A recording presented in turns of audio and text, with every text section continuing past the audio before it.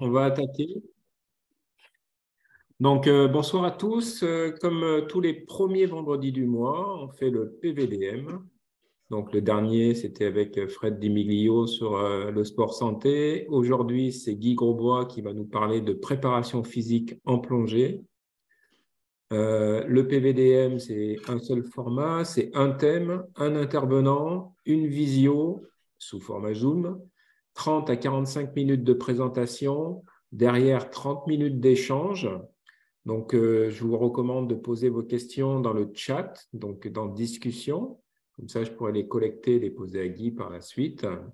Et ça commence à 20h30. Bien évidemment, vous avez reçu le lien avant la How do réunion. I make Je it vous recommande not?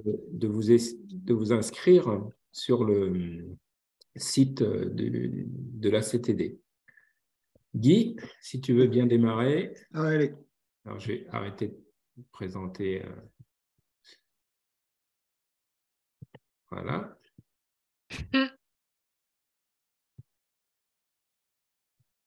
Et je vous recommande de vous mettre en mute, quoi, du moins de couper votre son pour tous, comme ça on entendra juste Guy. C'est désactiver le son. Bonjour à tous. Donc, la préparation physique en plongée. Alors, c'est un domaine qui est vaste parce qu'il y a beaucoup de choses à dire. Donc, j'ai quand même simplifié pour rester le plus accessible possible pour tout le monde. Parce que c'est vrai que si on commence à partir dans des notions assez compliquées qui traversent beaucoup de domaines, aussi bien la physique, la physiologie, voire même la chimie. Donc, on n'est pas là pour faire des cours de faculté, on est là pour essayer d'avoir une perception, une vision un peu plus large de ce qu'on peut faire pour améliorer notre condition physique, pour notre activité, la plongée. Avant tout, est-ce que vous m'entendez d'abord suffisamment? Okay. Fort et clair, Guy.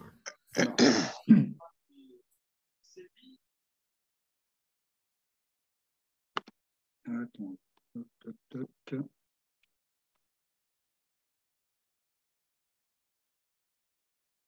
OK. Donc, voilà ce que l'on va voir donc, pendant cette soirée, pendant cette intervention. Donc, on va parler tout d'abord de choses que vous connaissez déjà plus ou moins, donc les mécanismes de production d'énergie. Parce que pour faire un entraînement physique, il faut produire de l'énergie. Déjà, pour vivre, il faut produire de l'énergie. On ne peut pas vivre si on ne produit pas d'énergie pour subvenir à ce qu'on appelle le métabolisme. Le métabolisme, c'est tout ce qui concerne les productions d'énergie pour que notre organisme fonctionne. S'il n'y a pas de production d'énergie, notre ventilation ne peut pas fonctionner, notre cœur ne peut pas fonctionner, rien ne peut fonctionner. Donc, il faut produire de l'énergie et c'est ce que l'on va voir dans les filières énergétiques. Ensuite, on verra, une fois qu'on a vu ça, donc on verra comment nous, on peut l'appliquer à la plongée au travers de l'application aux objectifs. Alors, quand je dis les objectifs, c'est les objectifs de tout un chacun. Ça peut être soit pour préparer des niveaux, des brevets de plongée, soit pour s'entraîner et être au mieux, pour être à même de plonger dans des conditions acceptables dans le milieu naturel qui est notre lieu d'exploration, donc la mer, le milieu naturel, ou le lac si nous plongeons en lac. Ensuite, on verra les différents types d'efforts rencontrés en plongée. On verra qu'il y en a plusieurs. Comment améliorer nos performances physiques? Alors, par performance, il ne faut pas entendre être un athlète de haut niveau, mais au moins être en bonne condition physique et voir comment on peut faire pour améliorer tout ça. Ensuite, je vous mettrai un petit exemple d'un programme de préparation physique et d'un exemple de progression pour justement s'améliorer. Pour pouvoir produire de l'énergie, il faut se nourrir. Donc, on parlera de la nutrition, qui est un élément indispensable d'une bonne préparation. Si on n'a pas une bonne alimentation, on ne peut pas avoir une bonne condition physique. Ou alors cette condition physique est perturbée par les mauvais éléments de la nutrition qu'on pourrait apporter à notre corps, à notre organisme. Donc, on verra comment améliorer notre nutrition de manière très simple, sans rentrer non plus dans des régimes très compliqués, mais comment être à même d'améliorer donc tout ça pour après être bien dans son corps, bien dans son organisme, et pour être à même de bien plonger quand on va aller en mer ou quand on va aller en lac. On fera une petite conclusion et ensuite, pour aller plus loin, donc je vous indiquerai quelques éléments de bibliographie qui m'ont servi pour préparer cette intervention.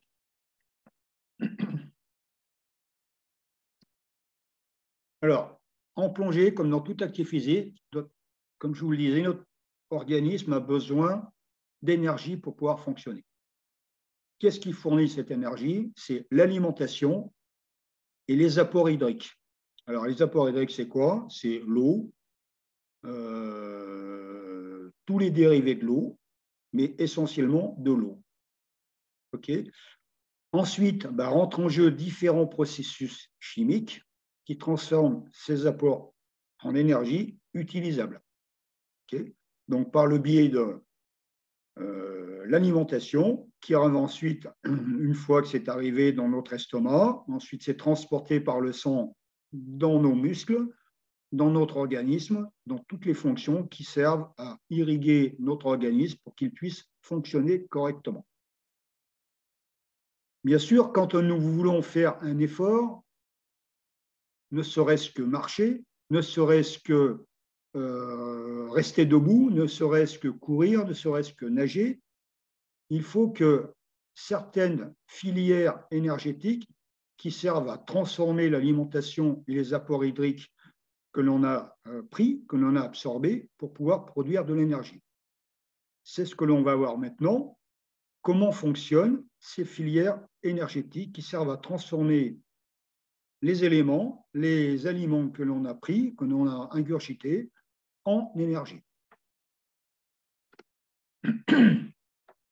Avant tout, je vais définir quelques termes qui vont vous servir par la suite pour comprendre comment ça se passe d'une manière simple. J'ai volontairement simplifié, encore une fois, parce que sinon, ce sont des mécanismes assez compliqués. Alors, il faut savoir que dans nos muscles, on a une molécule qui s'appelle l'adénosine triphosphatée, dans laquelle est stockée l'énergie. Cette molécule est composée d'un élément que vous avez peut-être entendu parler, qui s'appelle la créatine, qui est une substance qui existe d'une manière naturelle dans notre organisme. Elle est stockée dans les muscles et dans le cerveau. Et d'une autre partie qui est constituée de phosphate. Le tout donc forme la molécule d'adénosine triphosphatée, c'est-à-dire qu'on a 3 parties de phosphate. Okay. Quand nous voulons de l'énergie, donc des processus chimiques se mettent en route, qu'on appelle la photorespiration et la respiration cellulaire. Donc, d'une manière très schématique, ça transforme la molécule d'ATP en énergie. Okay. Cette énergie est composée et consommée par de nombreux processus chimiques à travers d'une autre molécule qu'on appelle des enzymes et qui arrivent au niveau de nos muscles, de nos fibres musculaires et qui sont prêtes à fournir de l'énergie quand on demande à fournir un effort, quel qu'il soit, ne serait-ce que marcher, respirer, faire un mouvement, produire un élément quelconque pour pouvoir, ne serait-ce par exemple que nager ou sauter ou faire n'importe quoi, enfin faire quelque chose qui doit consommer de l'énergie. Okay. Le fait de respirer, de faire fonctionner notre cœur, par exemple, le cœur est un muscle, et comme notre cœur fonctionne à raison de à peu près 60 battements à 70 battements par minute, en moyenne, ce muscle, le cœur, lui aussi, a besoin de créatine et de phosphatine, donc d'adénosine triphosphatée pour pouvoir fonctionner. Donc déjà, ne serait-ce que pour faire fonctionner notre cœur, nous avons besoin de cet ATP pour pouvoir le faire fonctionner. voyez, ce n'est pas anodin. Hein. Ça concerne vraiment tout le métabolisme.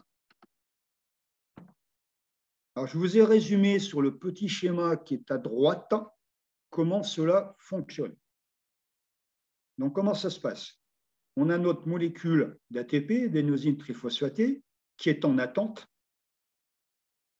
Et à partir du moment où il y a une commande de notre cerveau, un influx nerveux qui dégage donc un schéma électrique vers nos muscles et qui nous commande, par exemple, d'avancer pour pouvoir marcher, ou courir, ou nager, ou nous ventiler, la molécule d'adénosine triphosphatée se casse en deux.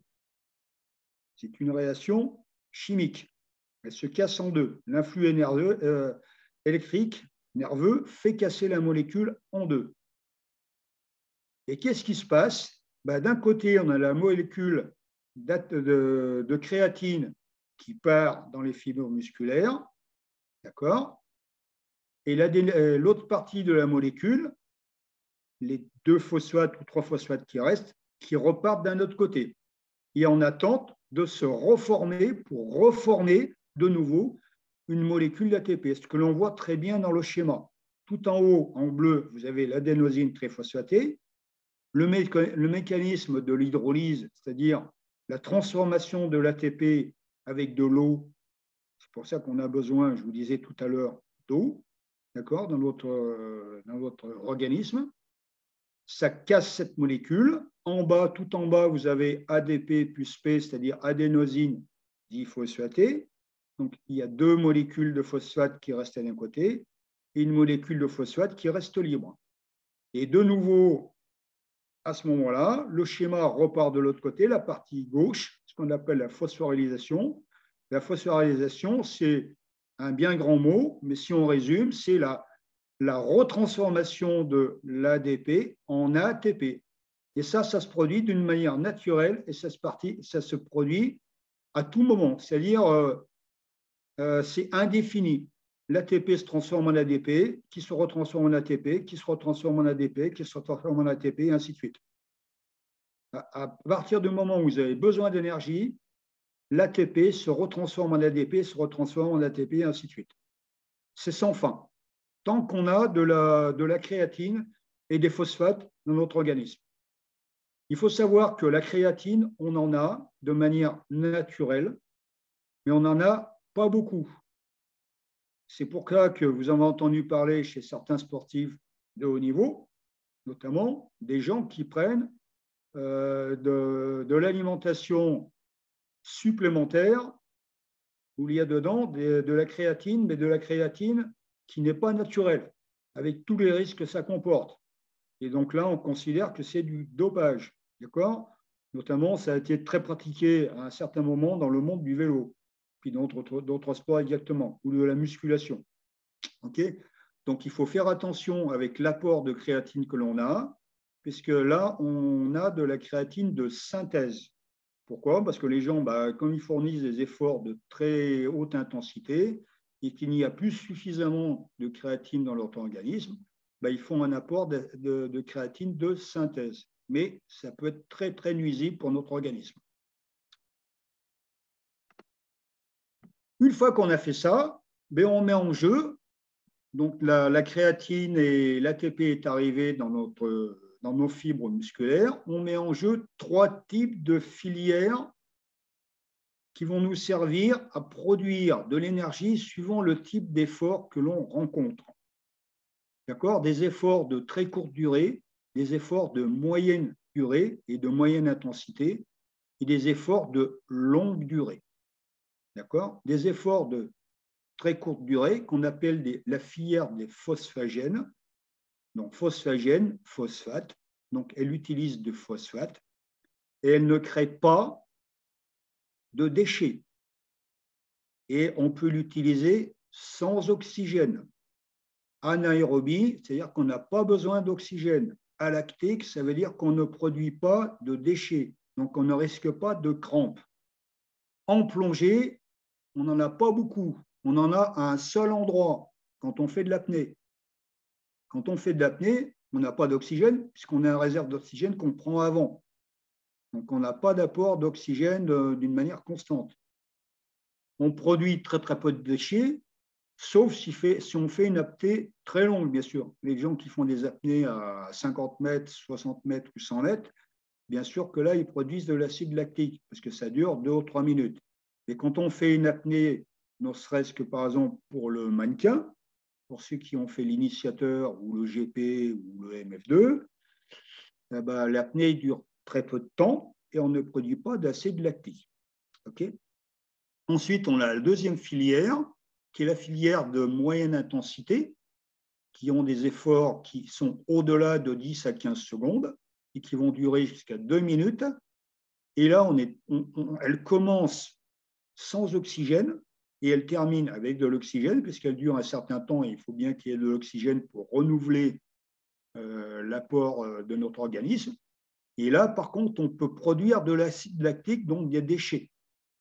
Quand vous faites, par exemple, le mannequin et que vous partez sur 2 ou 3 minutes de nage et qu'après vous revenez avec votre mannequin et que vous le tractez, bah, évidemment, vous allez produire de l'acide lactique et là, vous allez avoir des crampes.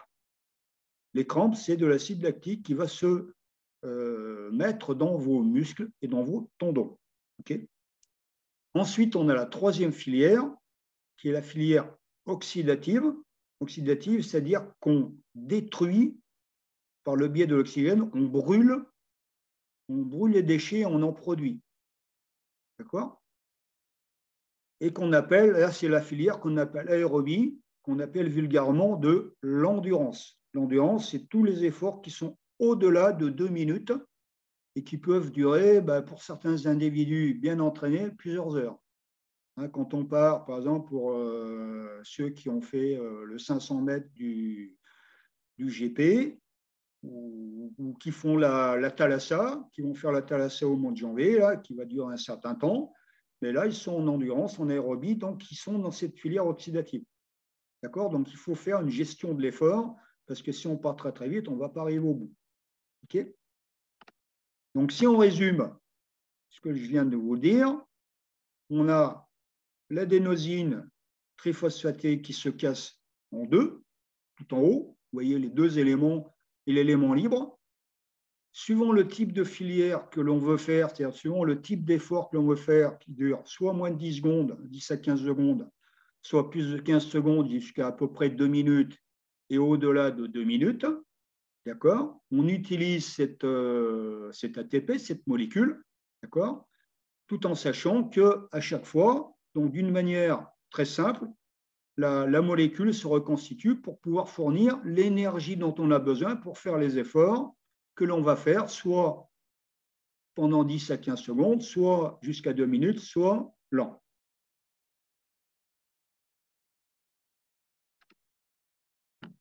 Alors, si on reprend point par point chaque filière, d'accord ? La durée de la première filière, je vous ai dit qu'elle est à peu près de 7 à 15 secondes. Alors, à chaque fois que l'on utilise et que l'on fait une intensité, un effort physique, on a deux notions qu'il ne faut pas oublier. On a ce qu'on appelle la puissance et la capacité. La puissance, c'est l'effort maximal, l'intensité maximale que l'on peut produire pendant une durée. Je veux nager très très vite pendant 25 mètres, il faut que j'aille le plus rapidement possible, que je produise le plus d'efforts possible pour nager pendant 25 mètres. Par contre, je ne pourrais pas aller plus loin que les 25 mètres, parce que je serais proche des 100%, voire peut-être même au-delà des 100% si je suis bien entraîné de ce que je peux produire. Par contre, si je veux aller plus loin, je vais être obligé de jouer sur la capacité. Et la capacité, c'est le combien de temps je peux produire un effort d'une intensité maximale. Est-ce que je peux rester, si je suis à 20 km/h, est-ce que je peux rester à 20 km/h pendant 3 secondes, 10 secondes, 20 secondes ou 1 minute? Si je suis très peu entraîné, c'est sûr et certain que je vais rester à 20 km/h pendant 10 secondes. Si je suis entraîné d'une manière correcte, ça va être 30 secondes. Si je suis très bien entraîné, je vais peut-être pouvoir rester à cette vitesse-là pendant 1 minute, voire 2 minutes, voire 3 minutes, voire peut-être même plus. Vous voyez la différence entre puissance, capacité. Puissance, c'est l'effort maximum, le plus proche possible des 100%. Et la capacité, c'est combien de temps je peux rester à cet effort maximum. Voilà.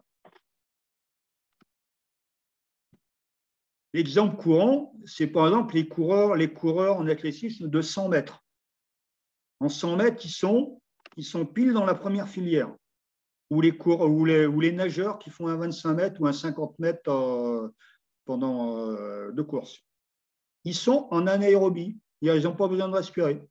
Pourquoi? Parce que le 100 mètres, il dure 10 secondes, voire moins de 10 secondes pour certains. Donc, pendant 10 secondes, ils n'ont pas besoin d'oxygène. Ils ne produisent pas de déchets.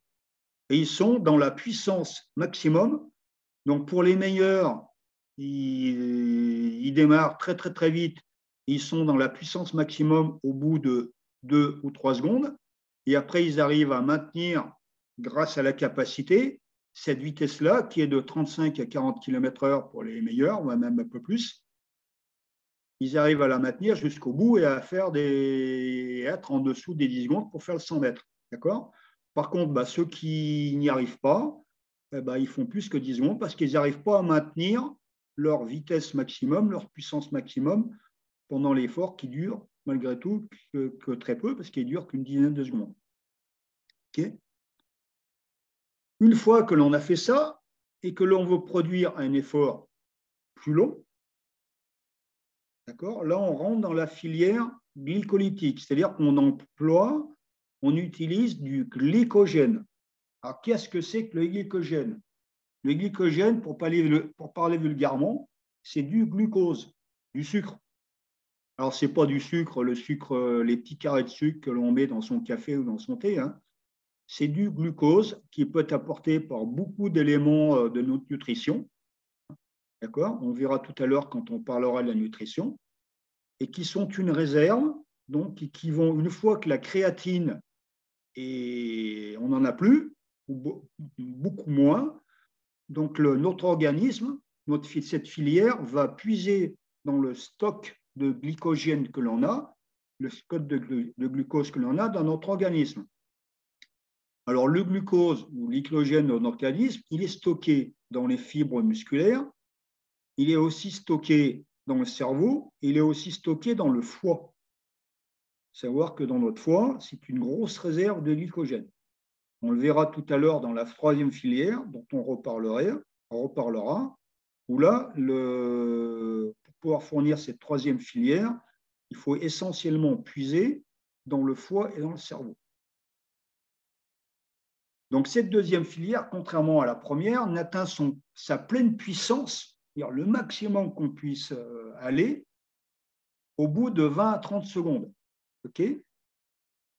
Par contre, la capacité maximale, donc encore une fois les 2 notions, ne dure qu'environ 2 minutes pour les personnes les plus entraînées, bien évidemment.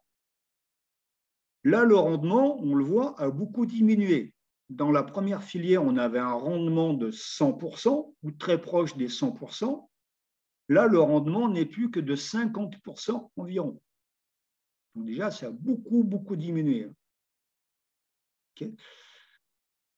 Par contre, contrairement à la première filière, là, on produit de l'acide lactique. C'est-à-dire qu'on peut avoir des crampes, et puis peut-être, si on n'est pas assez échauffé auparavant, on peut avoir des problèmes musculaires.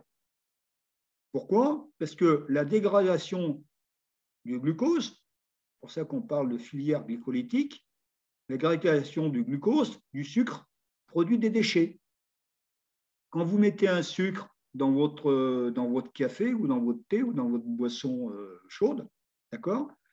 Si vous ne brassez pas avec votre cuillère le sucre et que vous laissez juste un peu chauffer votre sucre avec le liquide chaud, vous verrez qu'au fond de votre tasse, il reste un petit peu de sucre, de déchets, parce que malgré tout, votre liquide chaud n'a pas absorbé complètement le sucre que vous avez mis dans votre boisson. Et ben là, c'est pareil, ça produit des déchets. Alors, il faut savoir que pour augmenter aussi bien la capacité que la puissance, bien évidemment, c'est l'entraînement, dont on reparlera tout à l'heure, qui va pouvoir faire améliorer et notre puissance et notre capacité.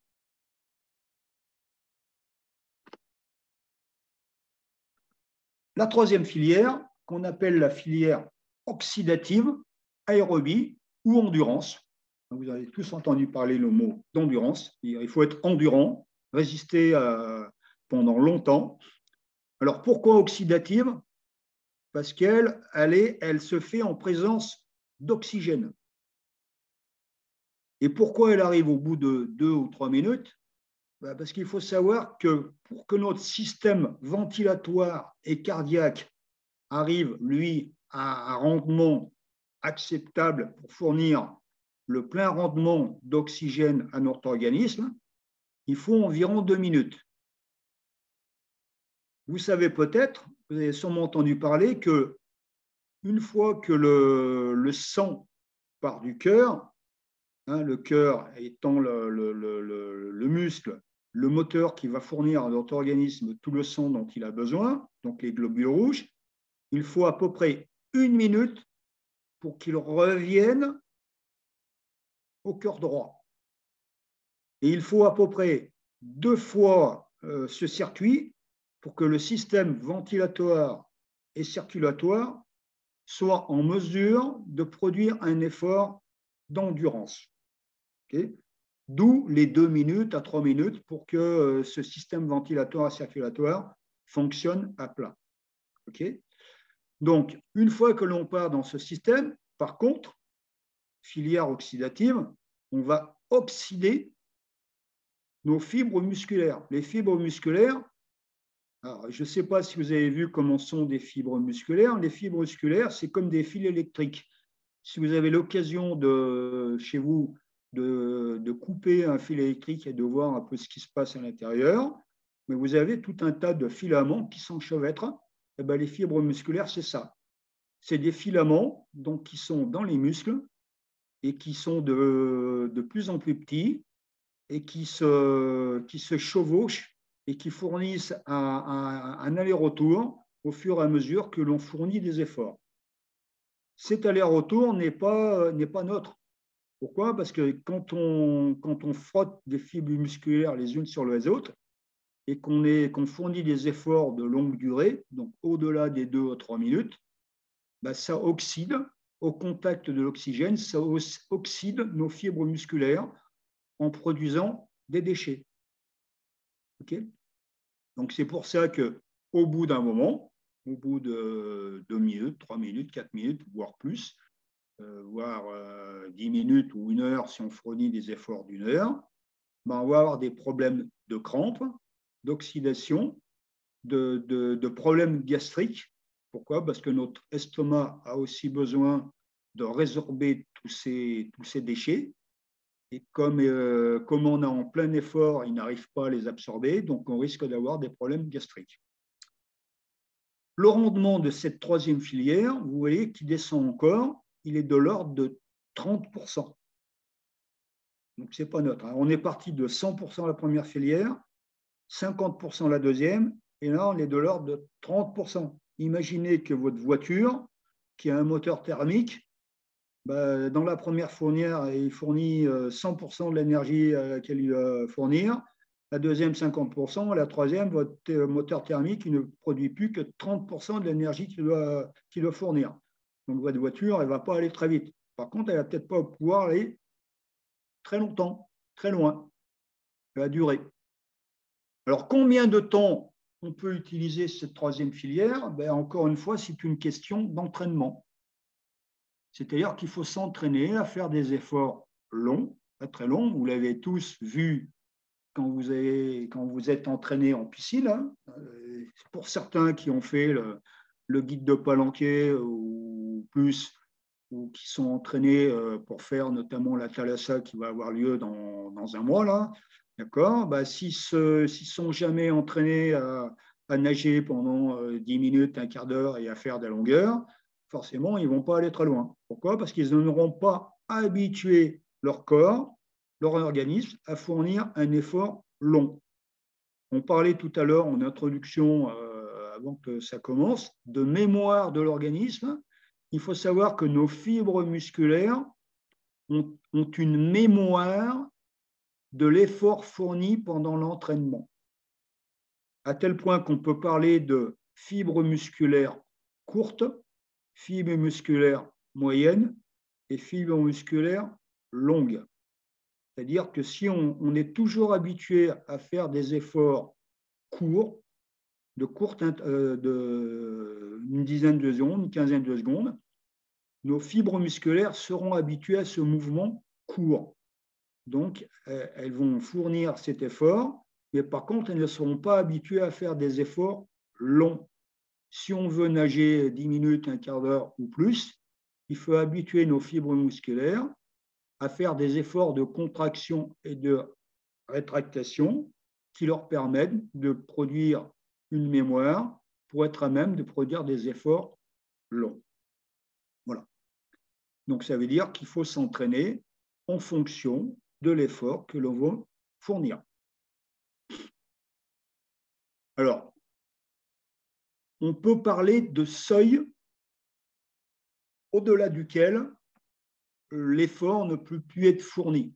Parce que si trop d'acide lactique, donc trop de déchets envahissent notre organisme, bah, au bout d'un moment, on n'en peut plus, on s'arrête parce qu'on est trop engorgé, notre estomac, notre sang est trop engorgé par cet acide lactique, il ne peut plus fournir d'efforts et donc on s'arrête. Okay, donc c'est le rôle de l'entraînement de reculer ce seuil-là dont on va parler tout à l'heure pour être à même de fournir correctement les efforts dont on a besoin de faire pour pratiquer notre activité, la plongée.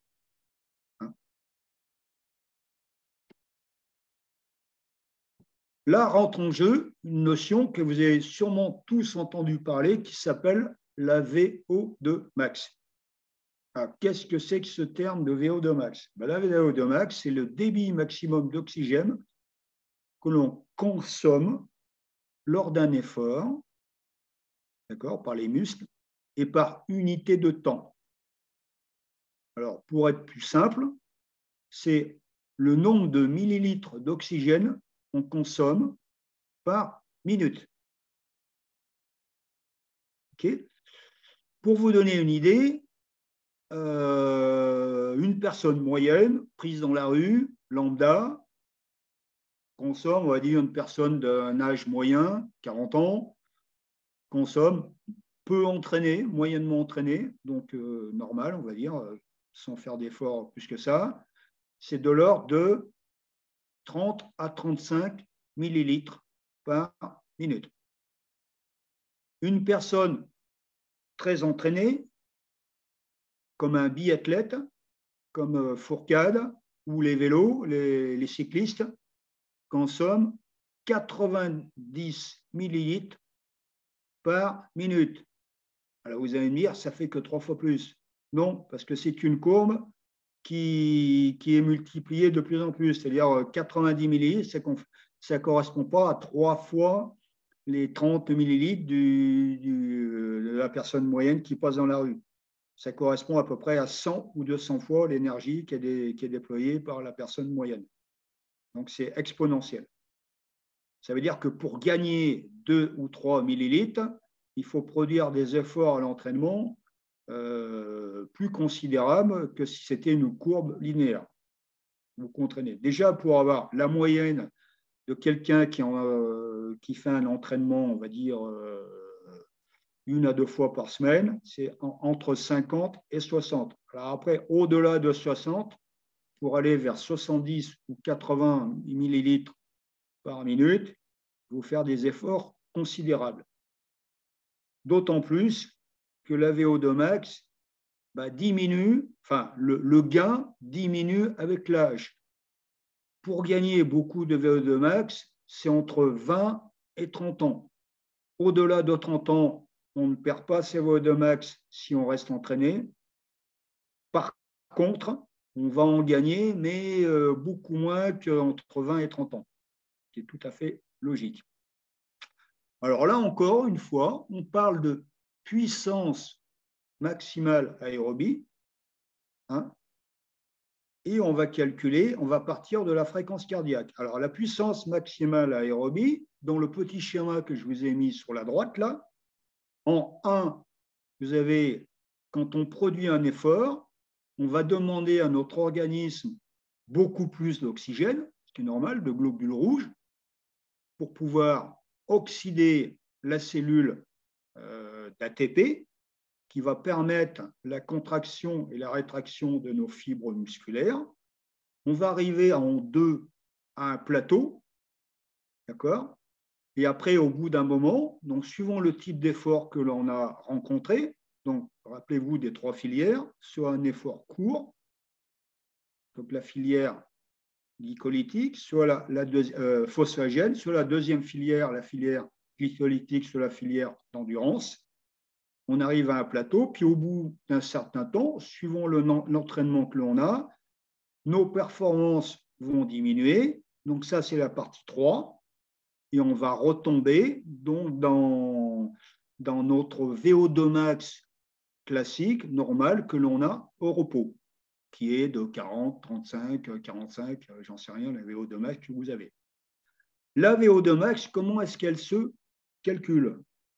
Ben, si on va avoir une notion très, très fine de la VO2 max, elle se calcule en laboratoire ou dans un centre médical sportif où on vous met sur une bicyclette ou un tapis ergonomique et on vous fait ou pédaler ou courir avec un masque sur la tête. On récupère votre oxygène et ce que vous rejetez par la ventilation, ça passe dans un ordinateur qui calcule le taux d'oxygène que vous consommez par minute, le taux de CO2 que vous rejetez, et on augmente toutes les minutes la force en watts de l'effort que vous fournissez. Donc vous partez, moi j'en ai fait un il n'y a pas longtemps là, vous partez à 1 minute, vous êtes à 10 km/h, au bout de 2 minutes, vous êtes à 11 km/h, 3 minutes, vous êtes à 12 km/h, ainsi de suite, jusqu'au moment où vous n'en pouvez plus, vous êtes obligé de vous arrêter. Donc vous arrivez à la fin du plateau 2, là, et là, c'est à ce moment-là qu'on calcule votre VO2 max maximum. Guy, oui. Attention, il te reste 8 minutes max. Ok, c'est parti. Voilà. Ça va très bien. Parfait. Voilà. Petit point, les 3 filières démarrent en même temps. D'accord? Donc, vous ne partez pas sur la première filière au bout de la deuxième, vous êtes à la deuxième démarre, au bout de la troisième, au bout de 2 minutes, la troisième démarre. Elles démarrent tous en même temps. Mais il y a la première qui se met d'abord en route. Après, au bout d'une dizaine de secondes, il y a la deuxième qui a déjà commencé, mais qui prend le dessus. Et au bout de 2 minutes, c'est la troisième. Et ça, on le voit. La première, c'est la verte. La deuxième, c'est la bleue. Et la filière endurance, c'est la 3, donc la filière en rouge, qu'on appelle glycolyse et lipolyse aérobie, et qui part sur, là je me suis arrêté à 2 heures, mais ça peut durer plusieurs heures si on est bien entraîné. D'accord?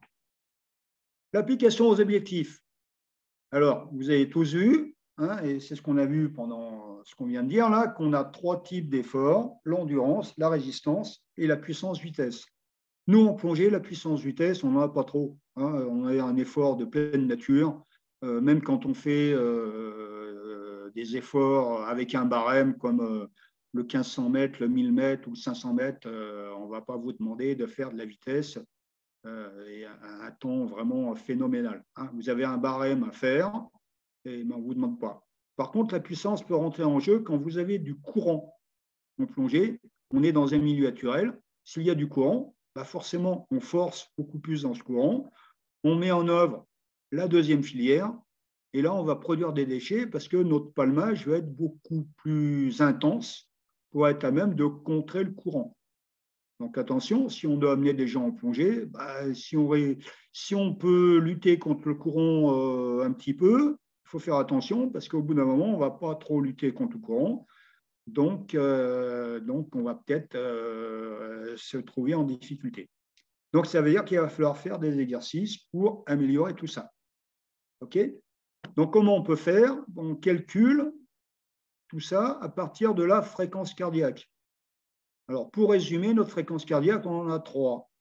On a une fréquence cardiaque maximale, qui est de, c'est une théorie, mais qui marche quand même bien, qui est de 220 moins l'âge.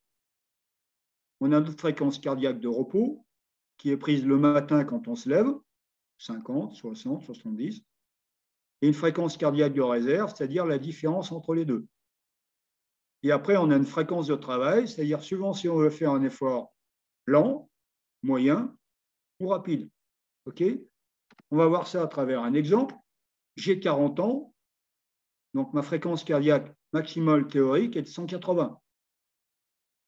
J'ai un pouls le matin au réveil de 60 par minute, d'accord? Ma fréquence de réserve est de 120, 180 moins 60. Je vais faire un travail d'endurance, c'est-à-dire de l'ordre à peu près de 70% de cette fréquence. Ça nous fait 84. 84, c'est 70% des 120. OK. Et pour avoir notre fréquence cardiaque maximum d'utilisation, je rajoute mes 84 aux 60 pulsations que j'ai au repos et on arrive à 144 pulsations minute. Ça veut dire que si je veux être en endurance, il ne faut pas que je dépasse ces 144 pulsations minute. Si je suis au-delà, je suis dans un travail de résistance. Okay. Donc, si je veux faire un travail en piscine ou en milieu naturel où je veux être tout le temps en endurance, il faut que de temps en temps, je m'arrête pour voir, pour calculer, pour regarder où j'en suis dans ma fréquence cardiaque. Alors après, avec l'expérience, on arrive à le voir. Mais au début, vous vous arrêtez 10 secondes, vous prenez à la carotide, donc ce qu'on appelle le pouls carotidien. Ceux qui ont fait le RIFAP, il y en a beaucoup d'entre nous, ils voient comment on prend un pouls, ils regardent où ils en sont de leur pouls, ils le voient.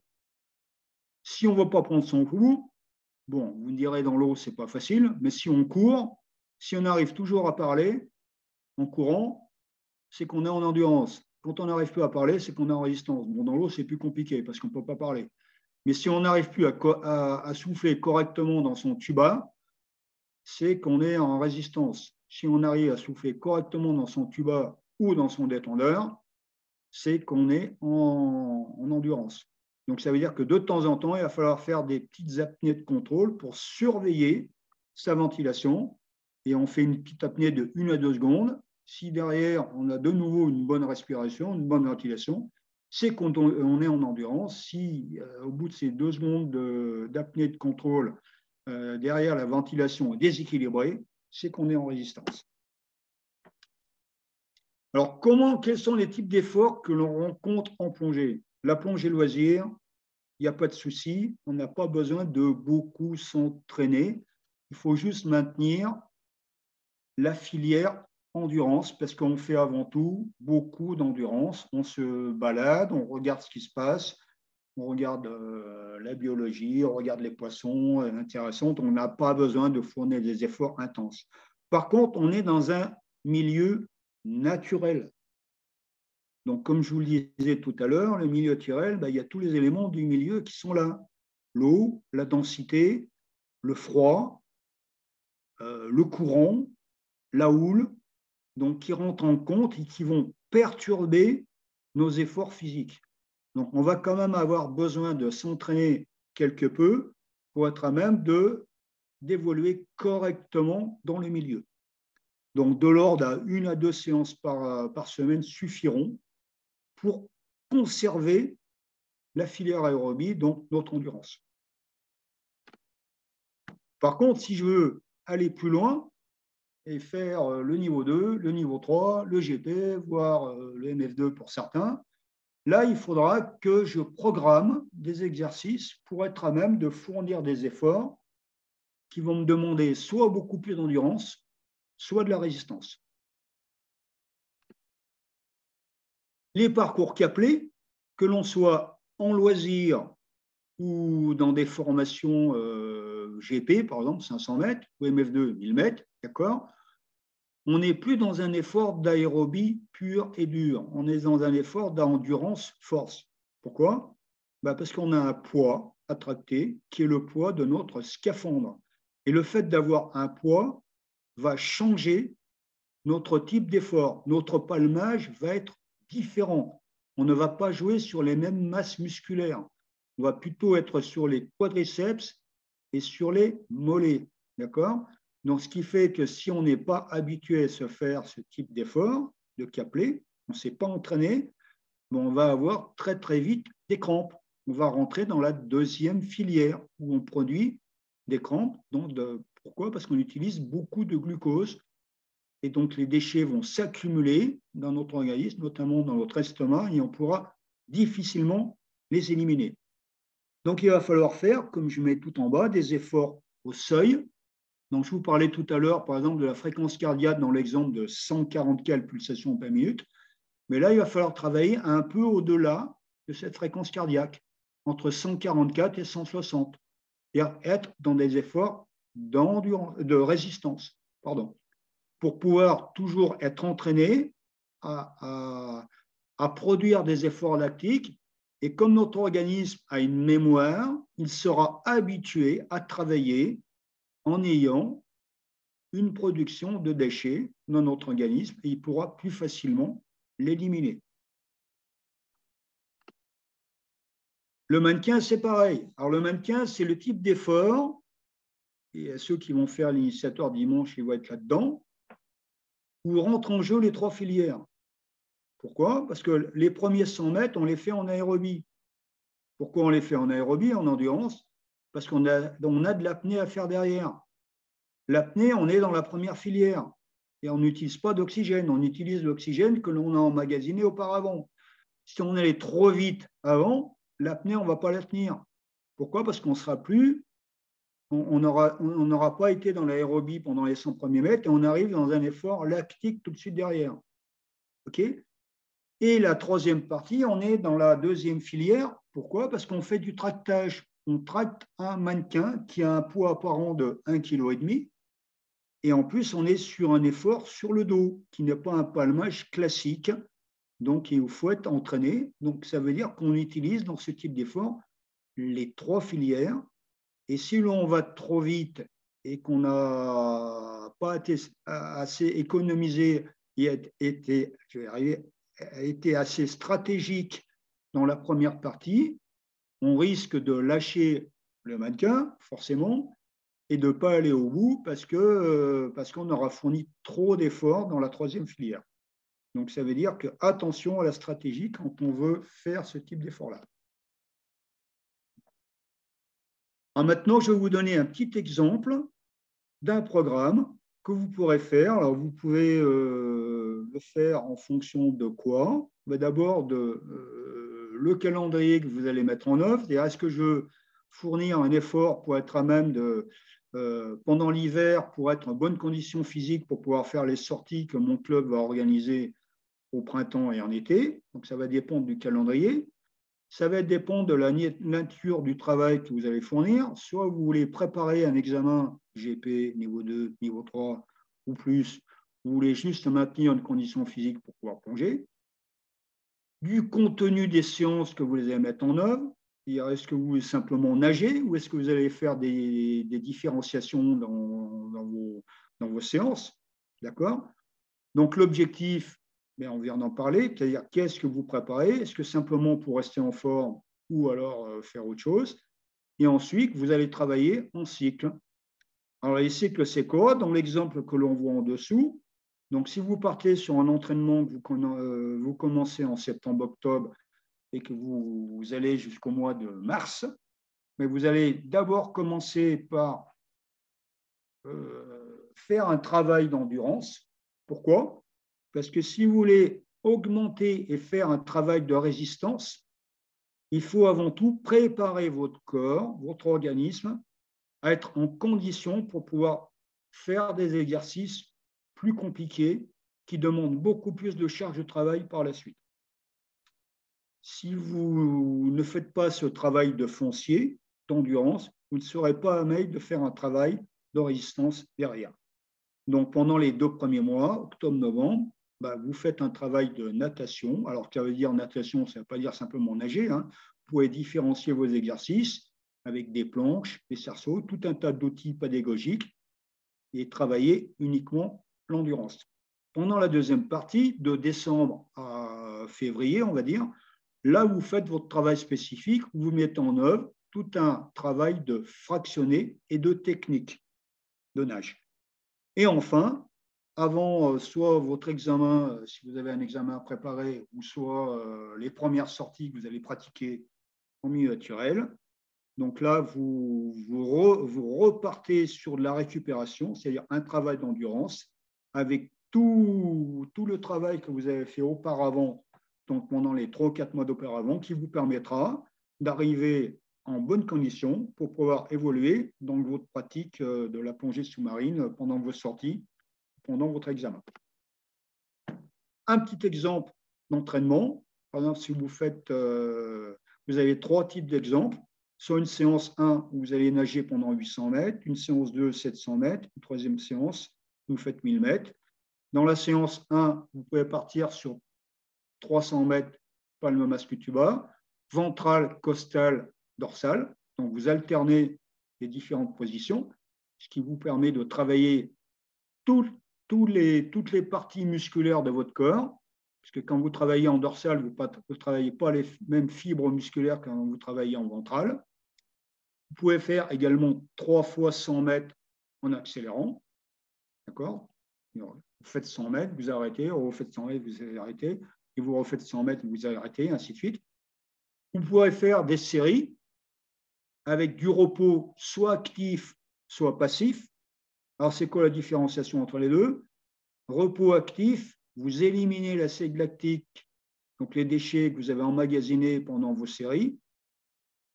Quand vous vous arrêtez, au contraire, les déchets ne s'éliminent pas.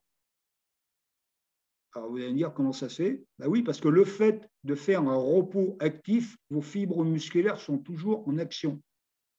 Et le fait qu'elles soient en action, elles éliminent plus facilement les déchets, alors que quand vous vous arrêtez, que vous reposez et que vous attendez que ça se passe, avant de repartir, l'acide lactique, les déchets s'accumulent, et notamment dans les tendons et dans les articulations. Et après, quand vous repartez de nouveau avec de l'acide lactique, des déchets. Donc, au bout d'un certain temps, si vous faites beaucoup de séries, vous êtes beaucoup plus fatigué que si vous faites un repos actif à chaque fois. Donc, la deuxième séance, vous voyez, vous faites une variation entre les jambes, les bras et ainsi de suite. Vous voyez, c'est 3 types de séances bien particulières. Vous pouvez même varier dans la dernière séance tout en bas, 12 fois 50 PMT. Vous pouvez pousser le bloc par devant, vous pouvez faire du PMT costal, vous pouvez faire du PMT avec mannequin. Donc, vous voyez, le type de séance, vous en avez tant que vous voulez. Il suffit d'avoir un encadrant qui soit avec vous, un enseignant. Il va vous donner toutes les variations de séances que vous voulez. Libre cours à votre imagination suivant ce que vous voulez faire, évidemment, votre objectif. Voilà, donc là, c'est le type de séance spécifique pour le mannequin. Donc, vous voyez, c'est un travail avec apnée dynamique pour habituer son organisme à travailler sans oxygène. Parce que quand vous êtes sous l'eau, vous n'avez que l'oxygène que vous avez emmagasiné auparavant, et en produisant du CO2. D'accord ? Et vous enchaînez des petites distances qui vous permettent de récupérer à chaque fois, parce qu'à chaque fois que vous nagez, vous récupérez, c'est le repos actif, et de repartir sur une apnée après derrière. Sans oublier, bien sûr, la qualité et de la nage et du mannequin. Les deux ne peuvent pas être oubliés. Comment améliorer ses performances ? Donc, comme je vous disais tout à l'heure, il faut prévoir un calendrier. Et dans ce calendrier, on a des cycles, des périodes, des charges de travail, des exercices en rapport, on vient de le voir, avec ce que vous voulez faire, évidemment, et des outils pédagogiques. Donc, des outils pédagogiques qui peuvent vous être fournis par les enseignants, les encadrants qui vont vous suivre pour vous faire votre programme, et qui peuvent être divers et variés. Alors, ça peut être soit la diversité des séances, soit des outils comme des planches ou des tas d'outils qui peuvent vous servir pour faire varier vos exercices et pas toujours être, on part dans une séance de piscine où on nage pendant une demi-heure, et puis au bout d'un moment, on en a marre parce qu'on a nagé, mais on n'a pas fait varier les exercices. La meilleure manière de progresser, c'est de varier ces séances d'entraînement, de varier les exercices.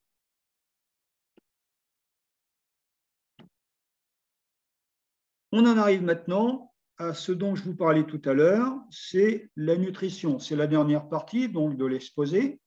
Donc la nutrition, sans rentrer dans un schéma de dire il faut manger tel type ou tel type d'aliment, le mieux, c'est d'avoir une alimentation équilibrée. Cette alimentation équilibrée, elle va dépendre de ce que l'on veut faire donc comme type d'activité, évidemment, des types de phases d'efforts rencontrés. Donc, c'est quoi les types de phases? Est-ce que vous entraînez, est-ce que vous avez, juste pour avoir une condition physique, on va dire, normale et adéquate pour pouvoir plonger en loisir? Ou est-ce qu'encore une fois, vous préparez quelque chose qui vous demande plus d'efforts? Donc, forcément, il faut avoir une alimentation différenciée par rapport à ça. Il faudra avoir beaucoup plus de calories, ingurgiter beaucoup plus de calories si on vous demande des efforts de résistance qui demandent beaucoup plus d'énergie que si vous faites des efforts longs. Vous avez besoin de moins de calories. Vous en faudra plus dans le temps, mais dans un effort à un instant T, vous en faudra moins. Évidemment, le repos est important. Si on s'entraîne tous les jours et qu'on ne se repose pas, au bout d'un moment, on va être beaucoup plus fatigué et notre effort, au lieu de porter ses fruits, au contraire, on va diminuer de plus en plus et on n'arrivera pas à avoir une bonne condition physique. Le repos est une condition indispensable d'un entraînement correct.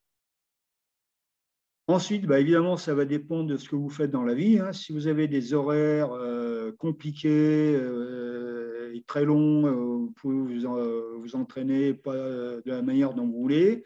Si déjà, par vos activités professionnelles, vous avez déjà dans votre activité professionnelle une activité où vous dépensez beaucoup d'énergie, forcément, ça va servir pour votre entraînement physique, mais pendant votre entraînement, vous ne serez pas à même de fournir toute l'énergie que vous pourrez dépenser, parce que déjà, vous en aurez beaucoup dépensé pendant votre activité physique. La durée que vous allez mettre en place pendant votre entraînement, est-ce que vous avez des séances de piscine qui durent 1 heure et demie, une demi-heure, j'en sais rien, une fois par semaine, 2 fois par semaine? Et enfin, les conditions climatiques qui vont vous servir pour évoluer, pour pratiquer votre entraînement. Est-ce que vous entraînez en piscine? Est-ce que vous entraînez en milieu naturel? Est-ce que vous entraînez dans une eau chaude? Est-ce que vous entraînez dans une eau froide? Évidemment, ça va jouer. Parce que dans une eau froide, vous consommez beaucoup plus d'énergie que dans une eau de 25 ou 30 degrés, forcément. Alors, la nutrition, qu'est-ce qu'il faut consommer? Il faut consommer de tout et de manière équilibrée. Donc, si on fait un rapide tableau, on a les protéines, les glucides, les corps gras, les produits laitiers. Pour pouvoir être à même de fournir des efforts de qualité, on a besoin de protéines, on l'a vu. Si on veut avoir du glycogène et des phosphates qui sont prises dans l'ATP, qui servent pour que l'ATP se resynthétise pour pouvoir arriver dans nos fibres musculaires, il faut des protéines. Donc les protéines, ça veut dire elles sont fournies par notre alimentation. Les glucides, il en faut également, et les corps gras, il en faut. Alors les protéines, c'est quoi? C'est de la viande, c'est du poisson, c'est des œufs. De manière modérée, bien sûr. Il ne faut pas non plus manger de la viande tous les jours et manger 3 kilos de viande à chaque repas. Sinon, on aura trop de déchets et on aura trop de choses à éliminer. Donc, il faut manger de manière équilibrée les protéines, donc viande, poisson et œufs. Donc, ça permet le renouvellement et la croissance musculaire. Les glucides, ça permet, comme je l'ai vu tout à l'heure, d'amener du glucose dans l'organisme qui vont servir dans la deuxième et la troisième filière. Quand vous allez fournir des efforts de moyenne intensité et des efforts longs, d'accord? Les corps gras qui servent comme dans un moteur, à lubrifier les fibres musculaires. Les fibres musculaires qui sont toujours en contraction et en retraction, il faut les lubrifier comme dans un moteur. Si dans un moteur, vous n'avez pas d'huile, bah, votre moteur, au bout d'un moment, il va péter parce qu'il ne sera pas assez lubrifié. Les corps gras, ça sert pas qu'à ça, mais en partie à ça, à lubrifier vos fibres musculaires. Les produits laitiers, pourquoi? Parce que dans les produits laitiers, quand je dis produits laitiers, c'est au sens large, on a du magnésium, du potassium et du phosphate. Phosphate, d'accord, vous l'avez compris, ça sert dans la phosphatine kératine qui sert au renouvellement de l'ATP, donc de l'adénosine triphosphatine, donc qui servent à amener de l'énergie pour pouvoir produire nos efforts. Les fruits et les légumes, évidemment. Pourquoi? Parce qu'il y a du glucose.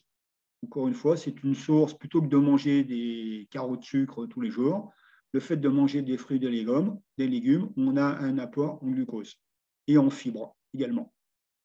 Et tout ça, bien sûr, il faut de l'hydratation.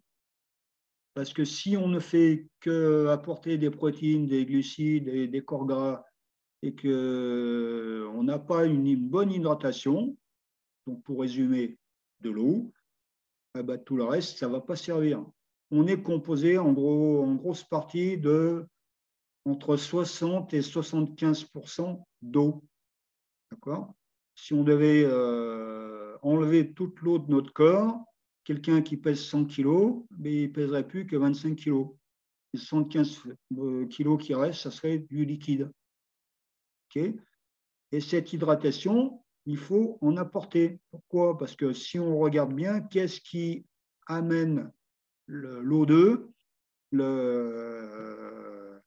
donc à notre organisme pour pouvoir fournir de l'énergie, donc les globules rouges, c'est le sang.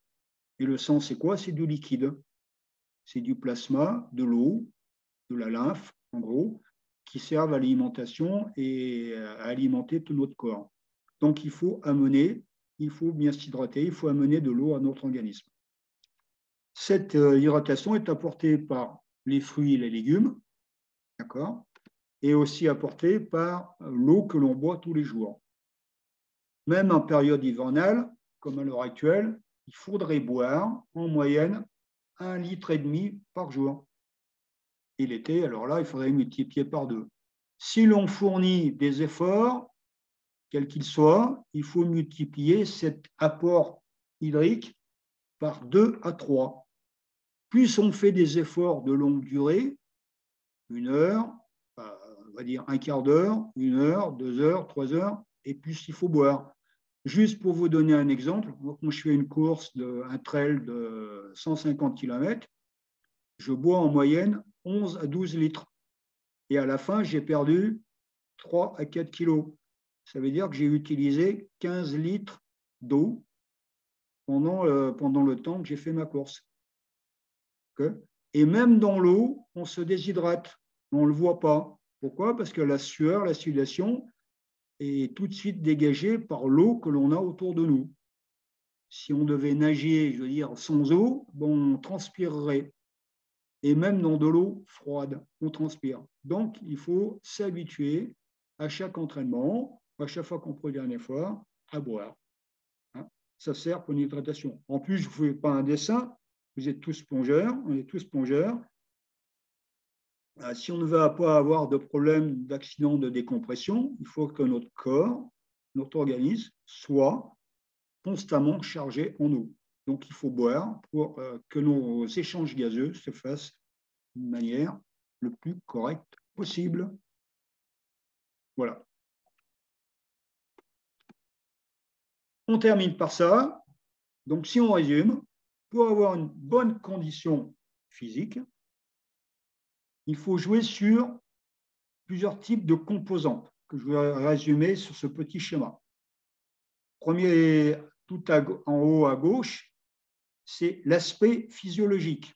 On vient de le voir à travers les filières énergétiques. Ensuite, on a l'aspect technique, à savoir que la technique de nage, de palmage, de fluidité dans l'eau, il faut la travailler également. On vient de le voir, l'alimentation. est importante aussi. Si on n'a pas une bonne alimentation, ça va être compliqué de fournir des bons efforts et avoir une bonne énergie. La génétique est importante. C'est sûr et certain que si on a un bon capital énergétique au démarrage, et ça, on n'y peut rien, on est tous comme on est, il y en a qui pourront produire plus d'efforts, être à même de produire plus d'efforts par rapport à d'autres personnes. Donc, ça, c'est les particularités individuelles, évidemment. L'aspect psychologique est important aussi, c'est sûr et certain, surtout quand on prépare des efforts importants pour ceux qui préparent des examens. Hein, c'est sûr et certain que l'aspect mental rentre en ligne de compte. La performance, sauf, comme je viens de le dire, si on est en période de préparation de niveau, mais sinon, la performance en plongée loisir, elle ne rentre pas trop en ligne de compte. Et enfin, tout ça, tous ces aspects-là rentrent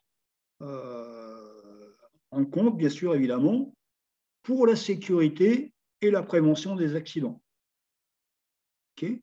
Si on n'a pas une bonne alimentation et si on n'a pas une bonne technique, et si physiologiquement on n'est pas à même de fournir des bons efforts, et on va peut-être rencontrer un essoufflement, d'accord ? S'il y a un courant et qu'on va lutter contre ce courant, on va peut-être être essoufflé. S'il fait froid, ben, on va peut-être également être essoufflé. On va peut-être provoquer un ADD. Enfin, je ne vous fais pas le tableau que vous connaissez tous. Hein. Tout ça rentre en ligne de compte. Et ce qui fait que si on a une condition physique acceptable pour pouvoir évoluer dans de bonnes conditions dans le milieu dans lequel on veut évoluer, forcément, on va rentrer dans le domaine de la sécurité. On sera plus à même d'être sécuritaire et d'évoluer correctement et avec bonne pratique dans notre milieu. Pour terminer, donc je me suis basé tout ça sur quelques éléments de bibliographie, notamment un livre que beaucoup de gens parmi vous connaissent déjà, qui est carrément une Bible, pour ceux qui veulent en savoir un petit peu plus loin sur la préparation physique en plongée. C'est la plongée préparation physique du plongeur niveau 1 MF2, Pascal Estripo. Très, très intéressant, si vous avez l'occasion de le lire, ou si peut-être vous le connaissez déjà. Il y a aussi la condition physique en plongée de Pascal Barnabé, qui est un plongeur tech, assez connu des plongeurs tech, qui a fait un très bon ouvrage là-dessus. Ensuite, il y a plein de bouquins, j'en ai ressorti un autre, qui est un guide d'initiation au système de production d'énergie, pour ceux qui veulent aller un peu plus loin sur les filières énergétiques, que vous pouvez retrouver sur Internet, sur freeletics.com. Puis après, il y en a des tas d'autres, mais on va rester le plus simple possible. Je vous remercie. Merci beaucoup, Guy. Une présentation. J'arrête le partage. Hein, voilà. Ouais, très complète. Un peu plus long que ce qu'on avait dit. Hein. Ouais. On est à 1h08. Ben, on est un petit peu désolé, mais je pense que ça valait le coup. Je n'ai pas de questions a priori sur le thème, donc je pense que tu as été très explicite. Donc, est-ce qu'il y a des questions à tout hasard, oralement ? Je pense que tu as très bien expliqué. Donc, je vous rappelle que cette intervention est enregistrée. Elle sera disponible sur le site si vous voulez la partager dans l'onglet support, doc de la CTD. Le support également sera disponible sur ce même répertoire. Le prochain PVDM aura lieu le 6 janvier, toujours le premier vendredi du mois, toujours démarrage à 20h30 et le thème sera les épaves. Ouais. On vous remercie très fortement de votre participation et au prochain PVDM. Voilà, merci à vous et puis merci, passez de bonnes fêtes de fin d'année qui sont proches. Merci à tous. Ah. Merci. Voilà. Merci à tous. Merci les amis. Merci à vous. À l'année prochaine. Ouais. Merci beaucoup. Merci. C'est super.